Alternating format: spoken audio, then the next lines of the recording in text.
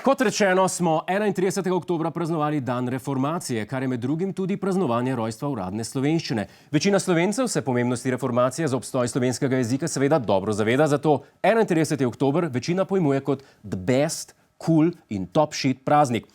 Poleg praznovanja živega jezika in živih predsednikov smo minuli teden praznovali tudi dan spomina na mrtve. In kot vsako leto se je tudi letos vnela debata o pretirani porabi plastičnih sveč. Da preverimo, kakšna je bila situacija na grobovih letos, smo v goste povabili našega korespondenta, gospoda Jerneja Celca. Dobro večer, gospod Celec. Povejte, kako ste preživeli praznike? Zelo lepo je bilo, pa vi? Zavidam mrtvim. Torej, gospod Celec, obiskali ste slovenska pokopališča. Kako je bilo z letos svečami? Slabo, gospod Godler, slabo. Še vedno smo komaj tretji v Evropi po številu porabljenih sveč. Slovenci namreč vsako leto prižgemo 16 milijonov nagrobnih sveč, kar znese 8 sveč na prebivalca. Človek bi si mislil, da je to dovolj za evropski vrh, ampak ni. Poljaki in Avstrijci nas lahko to premagajo, ker eni očitno prižgemo premalo sveč. Jaz sem recimo prižgal 2, koliko ste jih vi?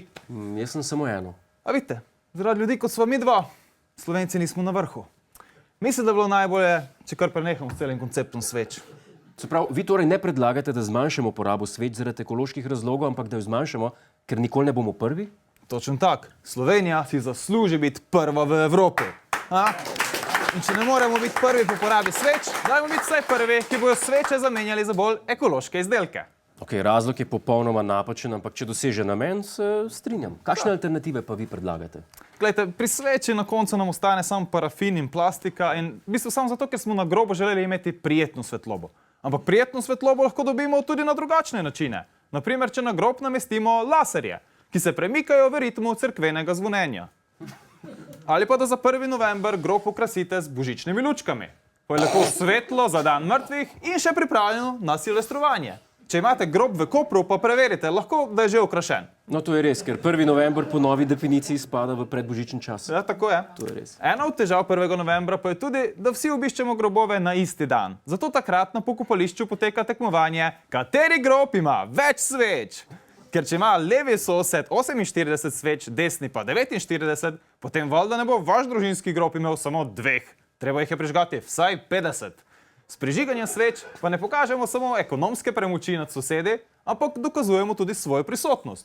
Torej to, da smo dejansko obiskali grob.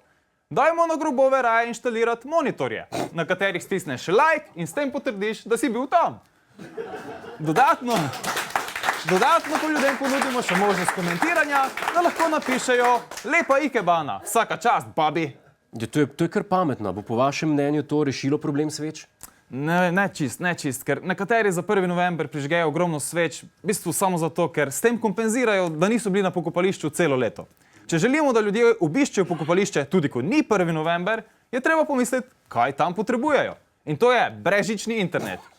Mislim, če milenijec na grobu prižge stekleno baterijsko svečo, potem se mora o tem pohvaliti na internetu, drugače, kot da se to ne bi zgodilo. Ja. Kaj pa, če mu sredi nalaganja slike zmanjka baterija? Grobovi v 21. stoletju bi lahko bili opremljeni z USB polnilci, ki delujejo na sončne celice. Obiščeš pokopališče in še ekološko napolniš svoj telefon. Gospod Celec, jaz moram reči, vi se meni z oddaje v oddajo zdite bolj usekan, ampak to bi celo znali delovati. Hvala za kompliment.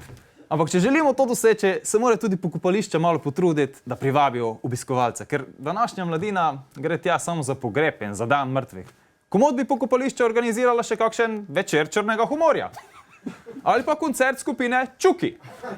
Zdaj se sprašujete, zakaj bi Čuki igrali na pokopališču? Zato, ker če obstaja trg in ciljna skupina, bo Jože potrebuješ napisal komade. Pokopališča pa lahko denar zaslužijo še na en način. Če so turisti pripravljeni plačati, da spijo v zaporniških celicah na Metelkovi in v iglujih na Krvavcu, zakaj ne bi plačali še, da spijo v podzemnih jamah na Žalah? Oglase za taka prenočišča lahko objavijo na strani Airbnb pod kategorijo garsonjere in enoprostorci. Gospod Celec, najlepša hvala za vaše rešitve. To je naš YouTube kanal. Klikni na ta gumb in se naroči, da boš na tekočem. Polajkaj nas tudi na Facebooku in na Twitterju. Pa po pameti!